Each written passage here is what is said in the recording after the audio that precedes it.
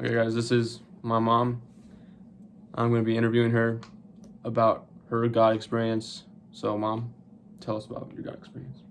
Okay, so I've had several, but the one I can remember that was the biggest impact on our life was about 13 and a half years ago when Merrick, our 13-year-old, was born.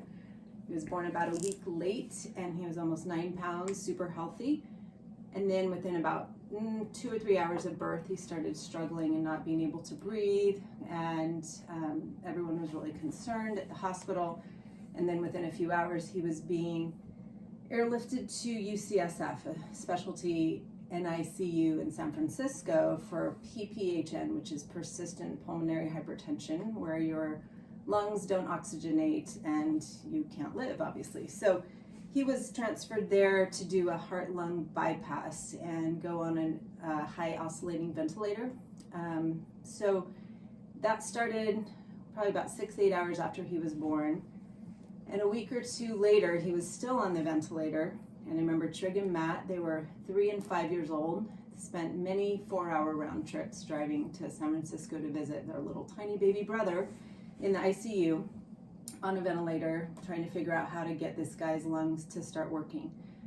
And Chris and I remember about 2 weeks in, he was still on the vent, and the ICU doctor called us into his office and said, "We don't really know what's going on. Usually the kids turn the corner by about 7 to 10 days. It's been 2 weeks. He's still not breathing on his own. And there's certainly a good chance he may never actually do that. And then at some point you make a decision, what do you want to do with someone? They can't live on a vent their whole life." So that I can remember was without a doubt the hardest day we've ever had in our life, trying to figure out what we were going to do and what was going to happen to Merrick. And so we prayed a lot, of course, all day, every day, the entire time this was going on. But at this point, we prayed a lot. And at that point, the youth pastor from Auburn Church, who was Pastor Carrie Ann at the time, he drove out to San Francisco. He actually went to a Giants game while he was there. But he came over to the hospital and he saw Merrick and he prayed over Merrick and he prayed with Chris and me, and it was a really touching but really difficult moment. So he left. It was a Sunday. And I remember that next morning, Monday, we came in and they said, "We're going to try and take this kid off the ventilator." And they just started turning down the oxygen, and which they had done many times before. And instead of rejecting it and his O2 sats dropping, he stayed stable. And they did it slowly over the next day and a half. And within 3 days, he was off the ventilator.